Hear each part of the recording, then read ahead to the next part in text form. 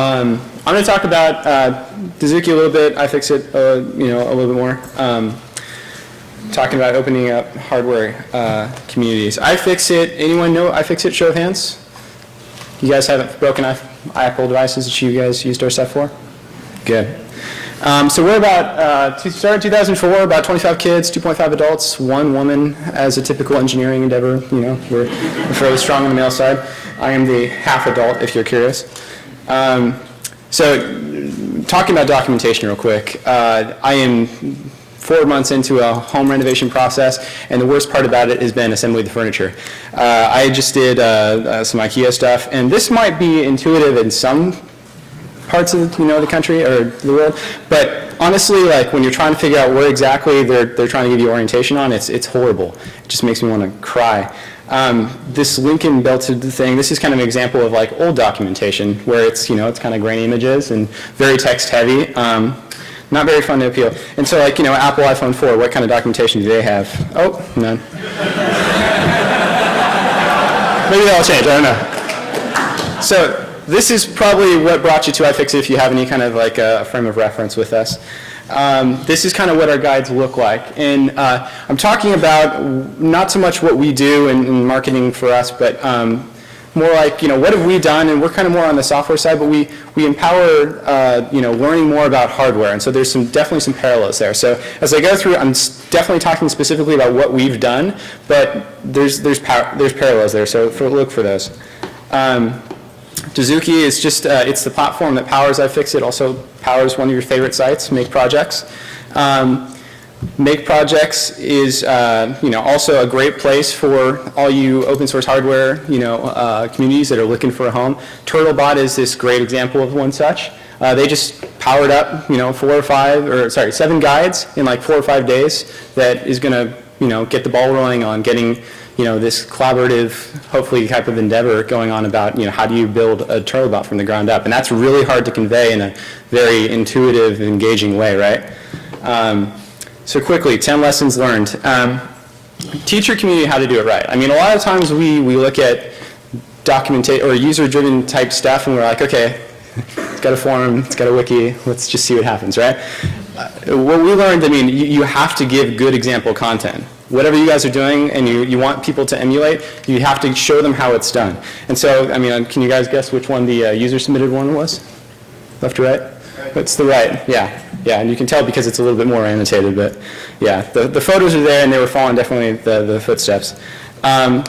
So useful is forever. Building resiliency. So make it so that there is some kind of feedback loop so that you guys can take input from your community. Obviously, open source hardware, this is just inherent within you guys. But sometimes it's done better. It could be done better. You can see on the left, there's kind of like this showing of everyone who's made a contribution, and then they can go in and they can make an easy edit.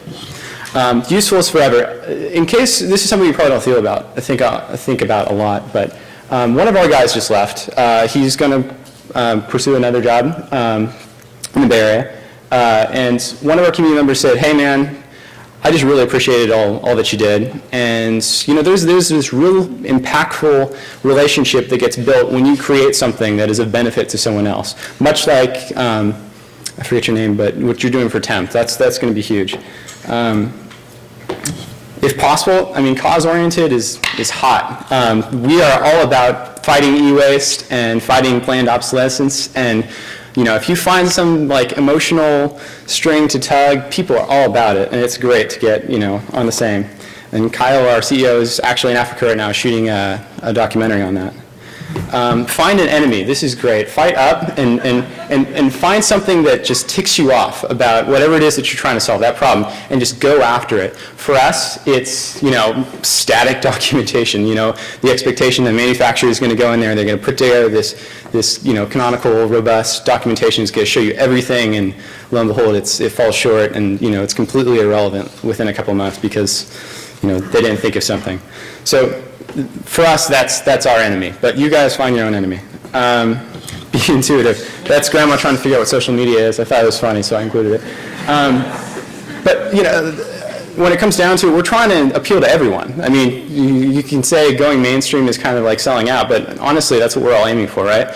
We want everyone to feel comfortable using our projects, whatever they are. We want it to be appealing to everyone, and we want it to be as intuitive as possible. So that is something that we just, we're constantly revisiting. What are we doing that's not intuitive? And it's always something to learn. Be accessible, be everywhere. This is just kind of something we've learned.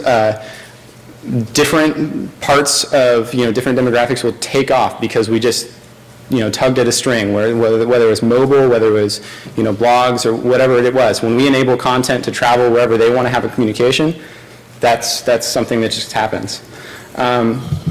Responsiveness. If you guys are, crunching, putting stuff out, this goes without saying. I mean, you got to take feedback, give responses, have a relationship with those people. Reduce the community's need for special tools. This is huge with you guys, and until we get some kind of open source CAD software out there, I don't know, what we're going to do. But what we did was we made things so that you didn't have to open up a Photoshop application every time you wanted to make a change to an image or something, with cropping, with calling out specific kind of elements of that photo.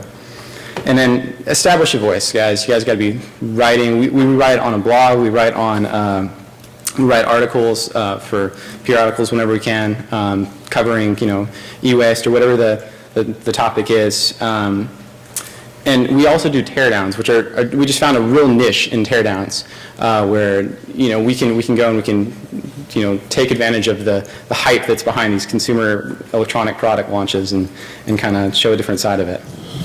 And then finally, growth comes from adoption. Adoption comes from understanding. Understanding is just hard. I mean, back again to the main point, and we need to open up a hardware community. You need to make it intuitive. You need to make it so grandma can do it. I was trying to go quick, so I usually end up talking a lot, so I'm done.